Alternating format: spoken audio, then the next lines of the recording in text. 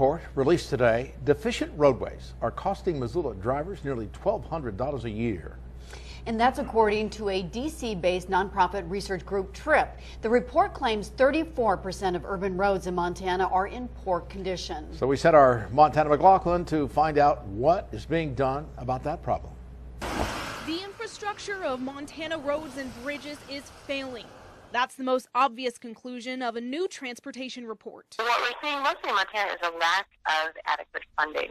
So because of that, the state's transportation system is becoming increasingly deteriorated and inefficient, and Montana's traffic fatality rate is one of the highest in the nation.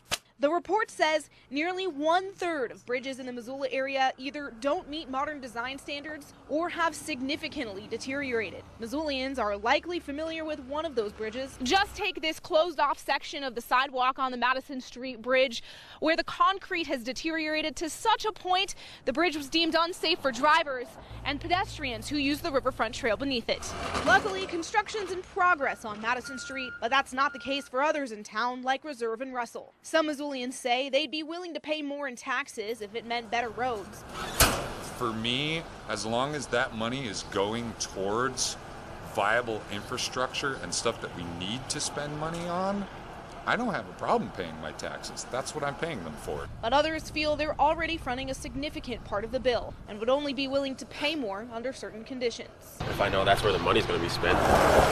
Daryl James began the Montana Infrastructure Coalition after transportation bills failed last legislative session. He says the group's introducing 4 new bills this time around. But Montana Chamber of Commerce said in an email statement they need to be more than just supporters, but also leaders. And Daryl agrees. Everybody's been talking about infrastructure investment for years, and it's time to stop the talk and start some action. So we're long overdue. And that's Montana reporting. On top of this, the report claims the Montana Department of Transportation is facing millions of dollars in a budget shortfall. We've been in back and forth contact with them all day to hear if this is true.